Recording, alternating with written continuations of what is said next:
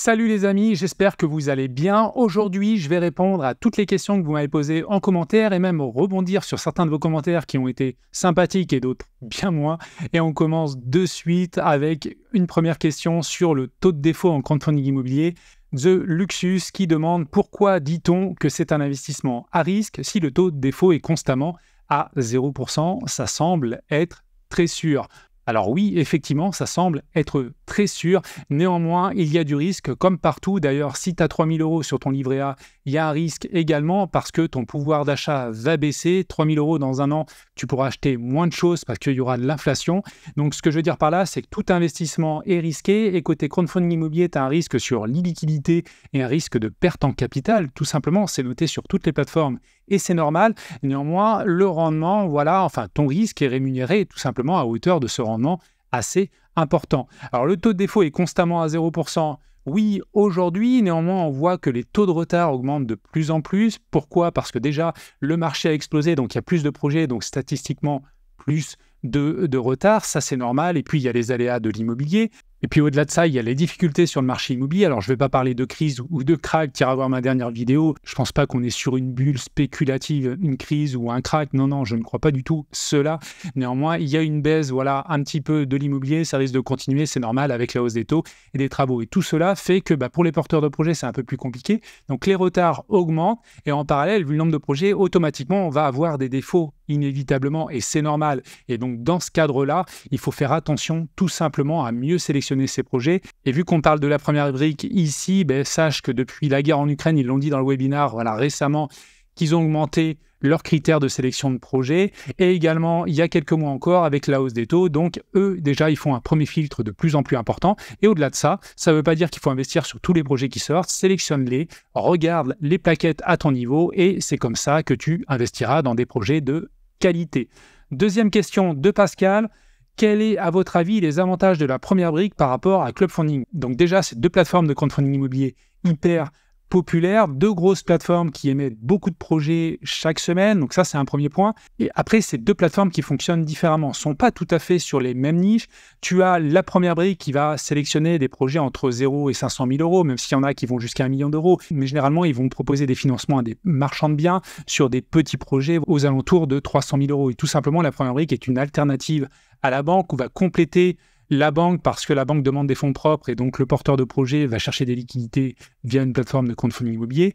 Et Clubfunding, eux, ils vont mettre en avant des projets à plusieurs millions d'euros. Donc, c'est pas la même chose. Et d'ailleurs, dans le webinaire récent de la première brique, il disait bien que des fois, il y a des projets qui arrivent à la première brique et la première brique leur envoie vers d'autres plateformes et vice-versa parce que c'est pas tout à fait le même style de projet. Yam Caesar qui me demande « Peux-tu nous faire une vidéo sur tous tes business ou tes différentes sources de revenus ?» Alors oui, je le fais déjà, je l'ai fait pour le mois d'août, donc c'est tout récent parce que cette chaîne a moins de 2 mois, donc je l'ai fait pour le mois d'août. La semaine prochaine, je sors la vidéo sur le mois de septembre, tu verras, j'ai détaillé les éléments, j'ai rajouté quelques graphiques, quelques diagrammes, donc c'est très bien, tout ça pour être transparent avec vous, vous montrer ce que je gagne et tout simplement essayer de vous pousser à l'action ou du moins vous amener de la curiosité. Autre point, Jean Belcourt qui me demande « Il est difficile la plupart du temps d'investir sur la première brique. » Effectivement, c'est très compliqué. Les cofondateurs l'ont dit récemment encore et encore. Il y a une telle popularité autour de cette chaîne que les projets partent en 1-2 secondes. Donc, si tu n'es pas là au moment précis de la collecte, tu ne vas pas y arriver. Et même si tu y es, à ce moment-là, si tu actualises pas suffisamment vite, si tu saisis pas suffisamment vite ce que tu veux investir, éventuellement ton code bonus, écoute, tu n'y arriveras pas. Donc pour y arriver, il faut être soit dans le groupe 1, nouvel inscrit, là tu vas y arriver, soit dans le groupe 2. Le groupe 2, normalement, sur une collecte de 300-400 000, tu y arrives systématiquement. Et le groupe 3, tu y arrives un peu plus rarement. Alors moi, personnellement, j'arrive à investir dans 95% des projets.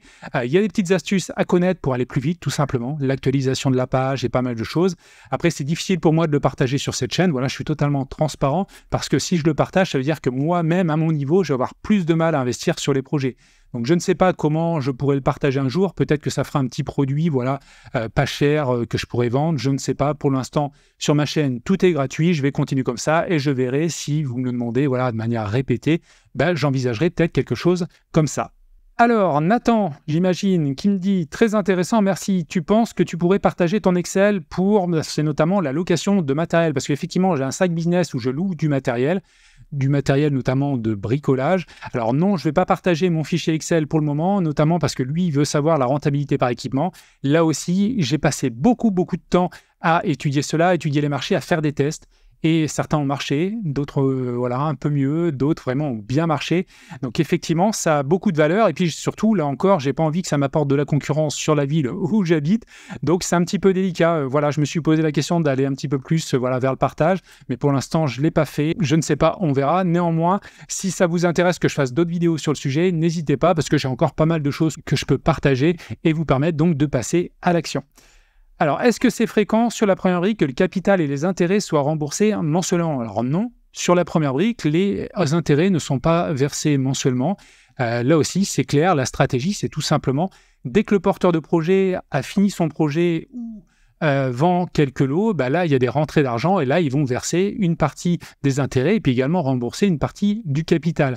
Donc, clairement, sur la première brique, on a soit un remboursement final, soit un ou plusieurs remboursements partiels, mais on n'a pas de versement des intérêts chaque mois. Alors, d'autres plateformes le font, comme Club Funding. Après, c'est une stratégie différente parce que je crois qu'ils figent en fait une enveloppe dédiée au versement de ces intérêts mensuellement. La stratégie de la première brique, elle est différente, c'est-à-dire que le porteur de projet avance dans son projet et quand il commence à vendre un lot, un appartement ou quand il vend tout son projet, quand il vend tout l'ensemble immobilier, là, il y a rentré l'argent et donc on rembourse les investisseurs avec les intérêts vu la confiance qu'ils ont eue en ce projet. Autre question de Daniel qui me dit n'importe, nawak. Alors ça m'a fait sourire, oui. Et alors, où sont tes arguments ? Peux-tu compléter? Parce que là, à partir de ça, ça va être difficile. Alors j'ai fait une vidéo sur les SCPI, le cauchemar. Ça peut paraître putaclic, mais ça ne l'est pas, vraiment. J'ai investi dans les SCPI pendant quelques années, dans 3 SCPI différents, Quorum, Pierre Val Santé et Immorante. Voilà, j'ai tout revendu derrière parce que j'ai vu pas mal de défauts. Je les explique dans cette vidéo sous forme, je crois, de 7 points ou 11 points, je ne sais plus exactement, va la voir. Pour l'instant, je n'investis plus dans les SCPI. Voilà, je n'aime pas cet investissement. Ça correspond aussi à mon profil personnel. Peut-être que toi, tu investis dans les SCPI parce que c'est plus adapté à toi. Néanmoins, pour moi, c'est pas obligatoirement rentable et c'est un petit peu trop compliqué. Néanmoins, dans les commentaires de ces vidéos, j'ai eu de super commentaires, même un peu négatifs par rapport à ma position, mais c'était bien plus argumenté que toi, Daniel, donc ça, c'est dommage. Et d'ailleurs, sur ces commentaires, même s'ils étaient plutôt négatifs par rapport à mes propos, ils étaient bienveillants et les personnes ont vraiment argumenté en apportant de la valeur. Et j'ai appris des choses parce que via les SCPI, on peut trouver des manières d'investir, notamment sur des néo-SCPI ou dans l'enveloppe de l'assurance vie ou sous forme d'effet de levier. Il y a des choses qui peuvent être faites. Néanmoins, pour moi, le rendement sera toujours inférieur au crowdfunding immobilier et ça, je trouve ça dommage dans ma vision d'investissement à moyen terme. Alors, autre question, indépendamment de cette vidéo, tu penses quoi du PEA-PME chez Boursorama avec la possibilité d'investir en crowdfunding chez Homunity? Alors là, c'est mitigé. Je suis en train de transférer mon PEA-PME de Saxo Bank à Boursorama. Néanmoins, je regrette quasiment de l'avoir fait parce que Boursorama travaille qu'avec une seule plateforme de crowdfunding immobilier, à savoir Homunity. D'ailleurs, beaucoup de plateformes de crowdfunding immobilier n'offrent pas l'opportunité d'investir via un PEA-PME, peu importe la banque. Donc là, je suis un petit peu dans une période de réflexion là-dessus, d'autant que Homunity, je vois les projets passer. Il y a une petite notification qu'on peut activer sur Boursorama pour voir les projets. La rentabilité n'est pas exceptionnelle. Il y a des garanties qui ne sont pas toujours top. Alors certes, le PEA-PME, c'est une carotte fiscale parce que ça évite l'imposition tant que l'argent reste dans cette enveloppe. Néanmoins, si c'est pour attendre un bon projet des semaines et des semaines, je préfère encore investir sur du 11 ou 12% sur Razer sous la première brique plutôt que d'attendre un projet à 9,5 ou 10% éligible au PEA-PME via Homunity et via Boursorama. Donc pour l'instant, voilà, je suis dans une période de réflexion, je vais attendre que le transfert soit effectif, je vais aller au bout de ma réflexion et je sortirai une vidéo tôt ou tard sur cette chaîne. Autre remarque, alors de Romain, celle-ci aussi m'a fait beaucoup rire, un peu extrême le propos, si tu fais 4 restos par semaine, tu as un souci avec la gestion de ton argent. À mon avis, avec ce type de raisonnement, la vie sociale de couple doit pas être très développée. Il m'a dit qu'à la fin, ciné, resto, bar en terrasse, c'est la vie, bordel.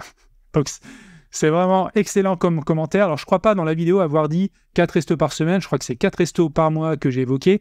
Alors moi, je trouve personnellement, voilà, c'est ma position, 4 restos par mois, je trouve ça très conséquent. Et puis, je suis dans une stratégie d'aller vers la liberté financière. Ça ne veut pas dire, tu vois, hier, j'étais au resto avec ma femme, ça ne m'empêche pas de sortir aussi avec des potes, investisseurs ou non, et d'aller boire des coups. Donc, je pense que les deux sont possibles. Néanmoins, voilà, si tu veux atteindre la liberté financière, écoute, il faut épargner une bonne partie de l'argent que tu gagnes, il faut la réinvestir. Et c'est à partir du moment où la mayonnaise commence à prendre que là, ça devient vraiment intéressant. C'est mon cas aujourd'hui, donc il ne faut rien lâcher. Et je te conseille vraiment de faire ça pour avoir des revenus passifs, tout simplement pour gagner ta liberté. Autre question de Beno Memix. Je souhaite m'inscrire sur la première brique. Je te félicite pour la qualité de tes vidéos. As-tu un Telegram? Oui, j'ai créé un Telegram il n'y a pas si longtemps. On est quelques dizaines dessus, donc n'hésite pas à nous rejoindre pour poser toutes les questions ou tout simplement pour suivre mon quotidien parce que je partage des audios, des vidéos, des articles sur mon quotidien. Donc n'hésite pas à nous rejoindre, ça sera avec plaisir. Bonjour, merci pour ta vidéo. Quel pourcentage des économies conseilles-tu de mettre dans le crowdfunding? Écoute, ça c'est une question très vaste. Bon, je dirais, si tu n'as jamais investi, écoute, mets tout de suite 50 € en bourse, 50 € en crowdfunding immobilier pour tester ces investissements, voir ce qui te plaît, parce qu'il y a des personnes qui ont des affinités pour l'immobilier sous forme de crowdfunding immobilier. Il y en a d'autres qui vont vouloir investir dans l'immobilier physique, tu vois, qui vont vouloir aller sur le terrain. D'autres vont vouloir faire de la bourse parce que eux, ce qui les passionne, c'est d'analyser les bilans financiers des sociétés avec divers indicateurs. Donc ça, c'est à toi de voir. Donc si tu commences, investis dans différents investissements. Si tu es en période intermédiaire, automatiquement, tu vas préférer un investissement par rapport à un autre. Donc là, concentre-toi sur cet investissement et essaie de développer une vraie expertise. C'est là où j'en suis aujourd'hui. Je suis très investi en crowdfunding immobilier. Et puis après, si tu es dans une phase où tu as vraiment beaucoup d'argent, là, je pense que c'est important pour sécuriser ton capital de diversifier, de prendre un peu moins de risques, d'aller peut-être vers des SCPI, d'aller vers la bourse, de faire des poches tout simplement, 20% ici, 20% par là. Comme ça te permet de diversifier. Puis s'il y a une crise immobilière majeure, écoute, tu as autre chose, tu as la bourse qui prend le relais, peut-être d'avoir des valeurs défensives aussi, peut-être de l'or, je ne sais pas. Mais ça, je pense que c'est un niveau où tu es beaucoup plus stable.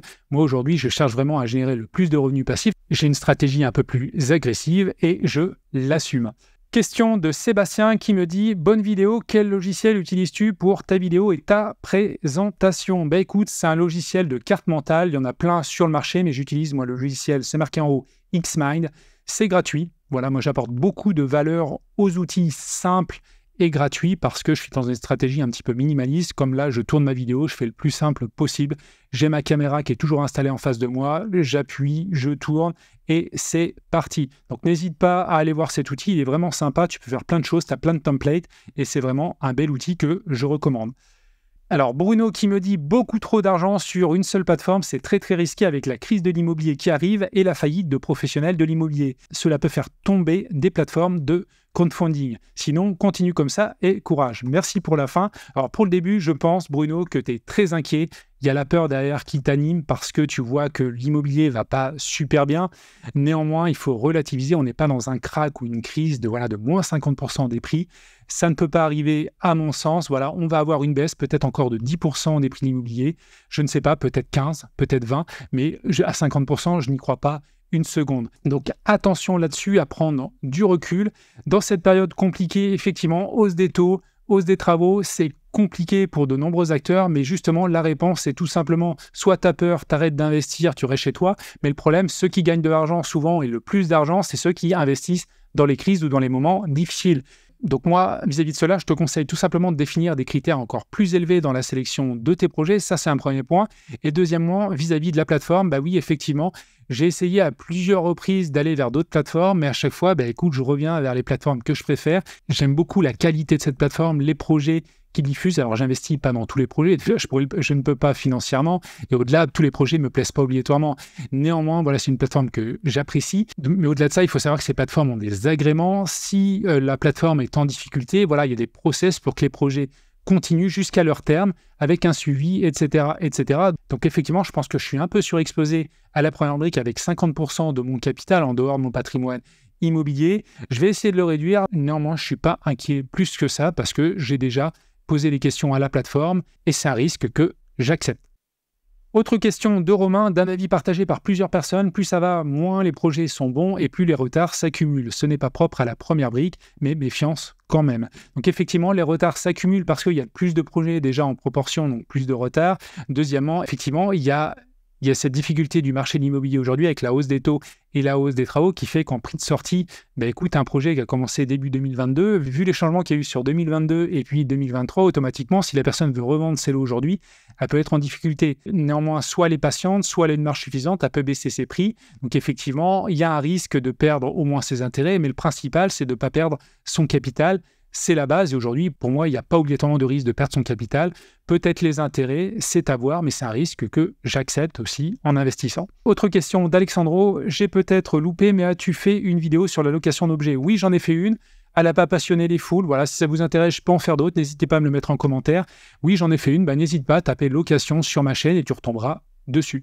Autre question de Frata. Hello, merci Laurent pour cette présentation. Alors cette personne, voilà, je vais faire court. J'ai fait une vidéo sur Émocratie, sur un beau projet, voilà, que j'ai trouvé intéressant vraiment dans l'analyse. Et il me dit tout simplement, c'est compliqué sur cette plateforme parce qu'on peut investir qu'à partir de 1 000 euros. Donc effectivement, c'est dommage, voilà, pour ceux qui n'ont pas énormément d'argent. Il y a d'autres plateformes sur le marché qui te permettent d'investir à partir d'1 euro, même de 50 euros, de 100 euros. Donc va voir d'autres plateformes.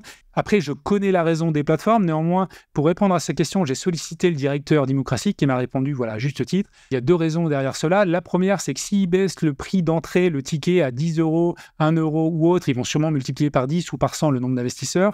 Et le problème derrière, c'est qu'ils n'ont pas une équipe support suffisamment dimensionnée pour gérer cet afflux de questions, de mails, et ça leur coûtera très cher parce qu'ils n'ont pas suffisamment de personnel. Donc ça, c'est un premier point, c'est un premier fil. Deuxièmement, leur plateforme aussi, pour la gestion des tickets, leur plateforme technique, informatique ne serait pas adaptée à un tel volume de questions. Donc ça, c'est un deuxième point. Et d'ailleurs, il faut que tu saches, j'ai regardé le webinaire de la première brique récemment, il disait bien qu'un investisseur à 1 euro, eux, ils veulent ouvrir leur plateforme à tout le monde pour qu'il y ait une sorte d'équité, que tout le monde puisse investir à partir d'1 euro. Mais un investisseur à 1 euro sur leur plateforme, écoute, ça leur coûte plutôt de l'argent, effectivement. Donc, après, je comprends que pour des plus petites plateformes, comme Émocratie, où il y a peut-être 20, 25 projets à l'année, ça soit compliqué. Et de toutes les manières, ce n'est pas leur problème parce qu'ils émettent un projet, au bout d'1, 2, 3, 5 jours, c'est collecté. Donc, il y a quand même de la demande. Il y a des personnes qui investissent à partir de 1 000 euros. Et vis-à-vis de leur business model, ça leur coûterait plus cher de baisser le ticket d'entrée plutôt que de le laisser comme aujourd'hui. Donc, ça explique pourquoi on reste à 1 000 euros. Autre question de Dylan, comment est-ce que l'on peut déclarer ses bénéfices obtenus via le crowdfunding aux impôts? Ça, c'est simple. Normalement, les plateformes font le travail pour toi. Elles émettent une plaquette et elles envoient les données aux impôts. Les champs vont être pré-remplis. Donc ça, c'est cool. Tu auras juste à vérifier. Et s'il n'y a pas de télécommunication, écoute, tu prends la feuille que tu reçois de ta plateforme et tu complètes les champs. Souvent, tu as 4-5 champs. C'est pas très compliqué. C'est vraiment moins compliqué que les SCPI. Et au-delà de ça, sache que je vais sortir une vidéo sur la fiscalité en crowdfunding immobilier sous peu, donc n'hésite pas à t'abonner pour ne pas la rater. Autre question de The Luxus, bonjour, s'il y a un retard sur un projet, est-ce vraiment grave? Car si je ne me trompe pas, on touche toujours nos intérêts. Donc non, ce n'est pas grave, tout simplement parce que si tu as un retard, normalement les plateformes rajoutent des pénalités, c'est le cas sur la première brique.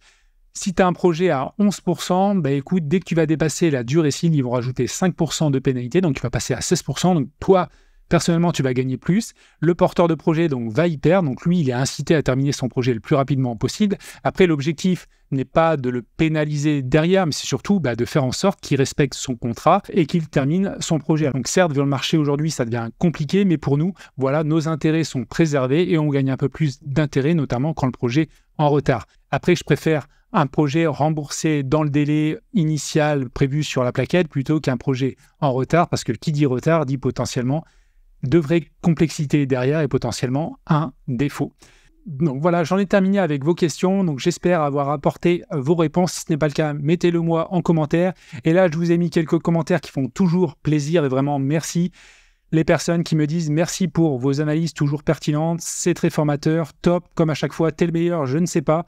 Mais moi, ce qui m'intéresse, c'est vraiment ce genre de retour, ça me motive toujours à me mettre à nu, à partager un maximum de contenu pour que vous puissiez avancer, parce qu'il faut se former, avoir une éducation financière, parce qu'on n'apprend pas ça à l'école, il faut se former, passer à l'action, investir, et puis à force, tu vas avoir des revenus complémentaires mois après mois, et peut-être arriver à terme sur le chemin de la liberté financière. En tout cas, c'est ce à quoi j'aspire. Et si tu veux me soutenir, écoute, n'hésite pas à cliquer sur cette vidéo. C'est une vidéo qui parle de liberté financière, et oui, c'est le nom de cette chaîne. Tu apprendras obligatoirement des choses, et puis au-delà de ça, n'hésite pas à passer à l'action. Donc je te dis à tout de suite de l'autre côté.